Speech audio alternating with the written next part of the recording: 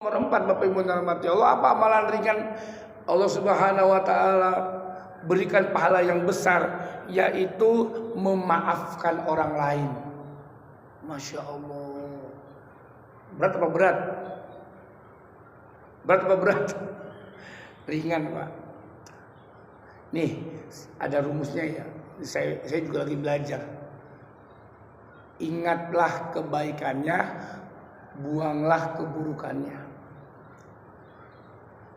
Pada hakikatnya Bapak Ibu rahmati Allah, manusia itu punya dua sisi. Sisi baik sama sisi buruk. Gak mungkin baik, gak mungkin buruk terus. Gak mungkin.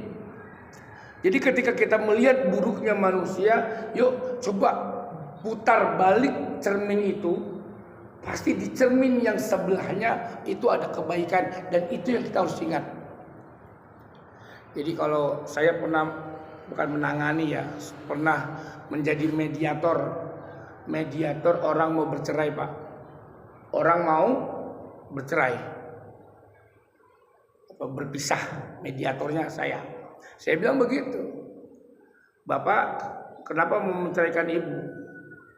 Ustaz, wah, dia ini belakangan ini saya disuruh saya nyiapkan baju sendiri, makan sendiri, saya nggak pernah diperhatikan segala macam. Ibu, kenapa ibu ingin bercerai daripada bapak? Ustadz, malam dia sering sekali, suami saya ini sering sekali untuk tidak menjawab telepon saya, tidak menjawab WA saya. Terus pulangnya malam mulu. Saya curiga, jangan-jangan sudut pandang masing-masing. Saya bilang gini, udah, Bapak, Ibu, pasti ada kebaikan. Coba Bapak lihat ibu udah punya anak 2. Punya anak itu sulit loh, Pak. Sampai nyawa taruhannya untuk siapa? Untuk binnya bin Bapak, saya bilang. Anak itu aja binnya bin siapa? Bin Bapak. Meskipun istri Pak Ustadz Subhan yang susah, tapi nama istri gak ada di dalam anak, gak ada. Luar biasa kan? Jadi mulianya istri, sejelek-jelek istri kita, sesalah-salahnya istri kita, Pak. Saya gituin. Sesalah-salahnya istri kita, kebaikannya besar. Salah satu kebaikannya kita tidak bisa kita bayar oleh suami adalah dia mengandung anak kita. Langsung istri suaminya begini. Gitu ya, San. Iyalah. Istri saya bilang, Bu, pahala dan dosa ibu ada di pundaknya istri, di pundaknya suami saya. Ketika suami mengucapkan ijab kabul, tanggung jawab ayahnya ibu sudah pindah kepada suami. Dunia akhirat ibu ada di suami. Saya gituin. Gitu. Iyalah. Wanita itu cuma ada 2 tugasnya, Bapak Ibu rahmati Allah, salat tepat waktu sama naatin suami. Udah, tugas masuk surga. Dari min abwab, dari pintu-pintu yang mana dia pengenin. Kaget ibunya. Iya. Enak jadi wanita, Bu, saya bilang. Enak jadi ibu. Iya, Ustaz, iya. Bayangin, Bu, ibu bisa makan, ibu bisa beli baju, ibu bisa ini, kerja keras bapak. Iya, ibu nggak pernah lagi kan minta sama bapaknya ibu nggak pernah. Ih, coba suami. Akhirnya semuanya pada nangis, saya udah salaman, nggak usah cerai-ceraian lagi.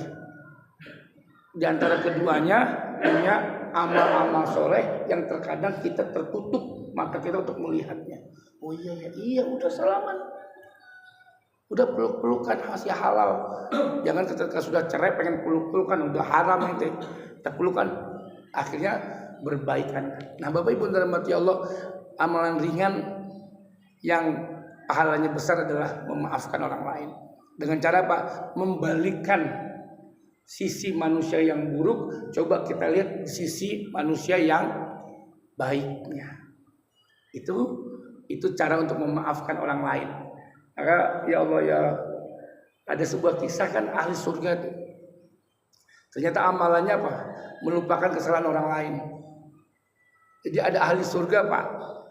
Tugasnya kerjaannya adalah memaafkan orang lain. Itu suatu ketika ini sering saya ceritakan dan sering diceritakan oleh para guru-guru ini. Ketika dia mau tidur, dia cuman, ya Allah, aku maafkan kesalahan orang lain dan aku bermohon kepadamu, ya Allah, maafkan dosa-dosaku atas orang lain. Udah. Ahli surga tuh. Ketika Rasulullah SAW, dan itu baginda sendiri yang menyampaikan. Baginda sendiri yang menyampaikan hadis ini, yang menyampaikan kalam ini langsung baginda. Sebentar lagi akan datang ahli surga. Bingung orang, siapa ahli surga? Nggak lama daripada Rasul ngomong, lewatlah orang itu. Sehari, 2 hari, 3 hari. Dia dulu yang lewat. Lalu ada sahabat yang iseng gitu, yang penasaran kenapa ini orang disebut ahli surga, amalannya apa sih? Akhirnya diikutinlah itu orang, diketuklah rumah orang itu, akhirnya minta izin untuk nginep kurang lebih 3 hari. Dilihatin Pak, subuhnya biasa 2 rakaat. Dikira kali ahli surga subuhnya 4 rakaat. Zuhurnya ya sama 4 rakaat, asarnya 4 rakaat sama. Makannya sama Pak, pakai tangan juga. Oh sama. Apa yang beda? Akhirnya pas hari ketiga, karena memang tidak ada yang istimewa, kita dilihat oleh sahabat ini, ditanya, wahai sahabatku, aku mendengar bahwasanya engkau adalah ahli surga. Kaget dia Pak, nangis. Kenapa? Iya, akhirnya aku penasaran. Ternyata yang aku lihat biasa-biasa saja. Mohon maaf, sekiranya apa sih amalan apa yang engkau kerjakan? Ternyata orang ini ngomong, yang aku kerjakan sebelum tidur adalah memaafkan kesalahan orang lain dalam sehari ini. Dan aku bermohon maaf kepada Allah atas kesalahanku untuk orang-orang lain. Aku mohon maaf kepada Allah atas kesalahanku kepada orang-orang sekitarku. Oh itu amalannya. Jadi amalan ringan, ini ringan apa berat sih Pak? Ringan kayaknya. Ringan, ayo coba. Kalau ada orang lain salah, ya maafin. Kita lihat baiknya aja. Amalan nomor 4. Dan yang terakhir, yang nomor 5, selanjutnya nanti kita tambahkan besok ya.